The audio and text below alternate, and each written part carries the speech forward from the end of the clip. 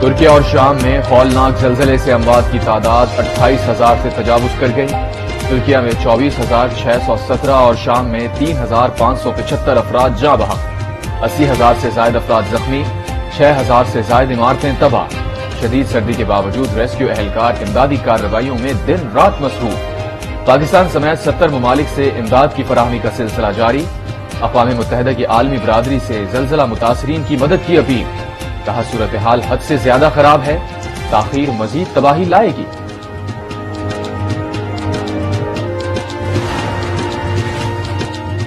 ترکیہ اور شام میں زلزلے کے 6 روز بعد بھی ملبے تلے زندگی کی امید۔ 140 گھنٹے بعد 7 ماہ کے بچے کو معجزانہ طور پر ریسکیو کر لیا گیا۔ ایک 26 سالہ نوجوان اور ایک 62 سالہ شخص کو ملبے سے زندہ نکال لیا گیا۔ جنوبی ترکیہ میں 5 ماہ کی بچی کو زندہ بچا لیا گیا۔ بچی 132 گھنٹے تک ملبے تلے دبی رہی۔ 135 گھنٹے بعد 22 سالہ خاتون اور 13 سالہ لڑکی کو زندہ بچا لیا گیا۔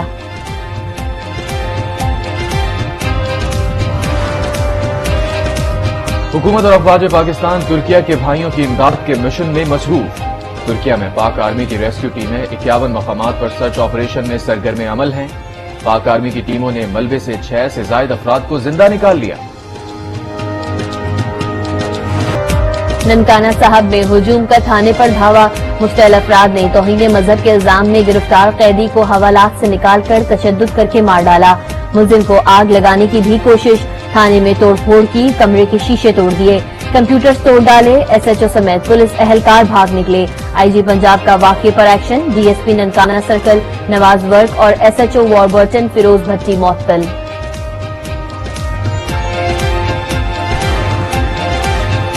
پولیس نے پرتشدد ہجوم کو کیوں نہیں روکا؟ وزیر اعظم برہم۔ ننکانہ صاحب میں ماورائے قانون قتل کا نوٹس، تحقیقات کا حکم، کہا کسی کو قانون پر اثر انداز ہونے کی اجازت نہیں ہونی چاہیے۔ امن و امان کے ذمہ دار اداروں کی پہلی ترجیح امن ہی ہے، امن و امان کو ہر صورت مقدم رہنا چاہیے۔ نگراں وزیر اعلیٰ پنجاب کا بھی نوٹس، رپورٹ طلب کر لی۔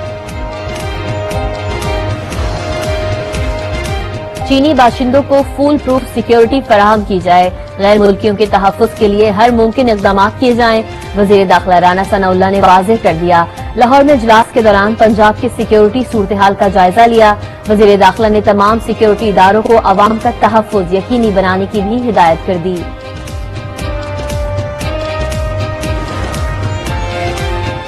آئی ایم ایف مطالبات پر بجلی کی قیمتیں بڑھانے کا منصوبہ، آئی ایم ایف کو دیا گیا سرکولر ڈیٹ مینجمنٹ پلان آج نیوز کو موصول۔ نومبر 2023 تک سہ ماہی بنیادوں پر بجلی 7.91 روپے فی یونٹ مہنگی ہوگی۔ کسان پیکج کے تحت بجلی کی سبسڈی 1 مارچ سے ختم ہوگی۔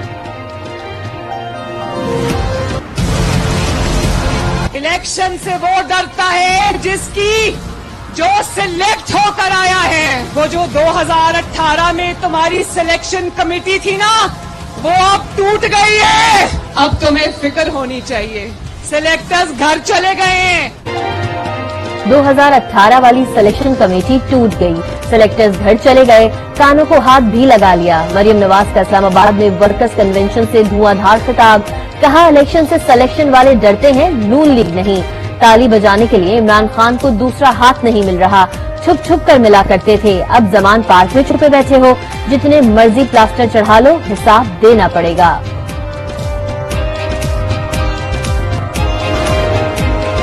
مریم صفدر کو آج بیسیکلی تو صدمہ لگا ہوا ہے۔ جو کیپٹن صفدر نے کہا ہے کہ مریم جو ہیں وہ اگلی وزیر اعظم بنتی نظر نہیں آ رہی۔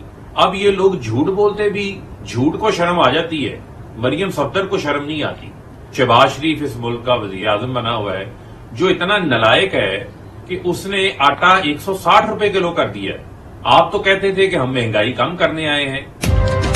مریم نواز کو اپنے خاوند کی گفتگو کا صدمہ ہے، فرخ حبیب کا رد عمل، کہتے ہیں جھوٹ کو شرم آ سکتی ہے، مریم صفدر کو نہیں۔ شہباز شریف کی نالائقی سے مہنگائی کا طوفان برپا ہوا، بدترین مہنگائی پر میاں نواز شریف کا دل نہیں روتا۔ قانون کی حکمرانی کے بغیر کوئی جمہوریت نہیں، مضبوط اور آزاد جوڈیشل سسٹم آئین کا تحفظ کرتا ہے۔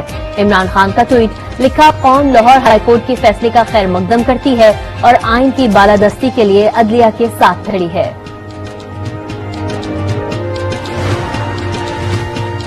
मुबैना ऑडियो लीक की तहकीकात मुकम्मल। FIA का शौकत तरीन के खिलाफ कानूनी कार्रवाई का फैसला। गिरफ्तारी के लिए वजारत दाखिला से इजाजत तलब कर ली। FIA हुकाम के मुताबिक शौकत तरीन कौमी मफादात को नुकसान पहुंचाना चाहते थे। गुफ्तगू IMF से डील को नुकसान पहुंचाने के लिए थी।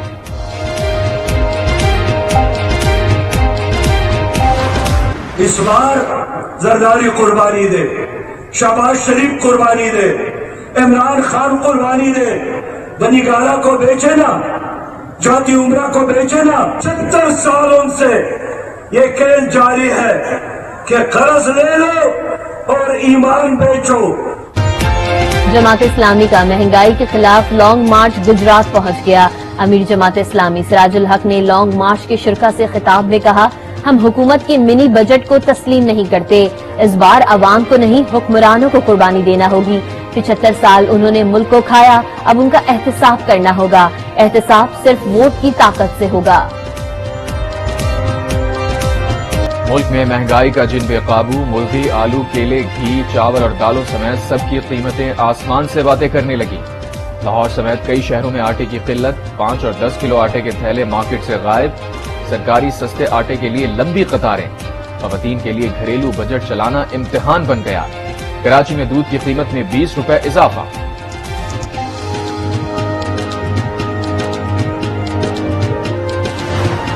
आज नहीं तो कल नेवी की जैसे ही ये जो अमन की कॉन्फ्रेंस है, उसके बाद MQM भरपूर तरीके से इस कदम को दोबारा उठाने का हक रखती है। MQM पाकिस्तान ने हल्का बंदियों पर आज शेड्यूल धरना मौखर कर दिया। खालिद मकबूल सिद्दीकी कहते हैं, अमन मशकों के बाद धरने की तारीख का ऐलान करेंगे। हम अपने हक से दस्तबरदार नहीं होंगे। गवर्नर सिंध बोले, मेरी वजीर आला सिंध से हल्का बंदियों पर बात हुई है, हम एक ड्राफ्ट पर काम कर रहे हैं।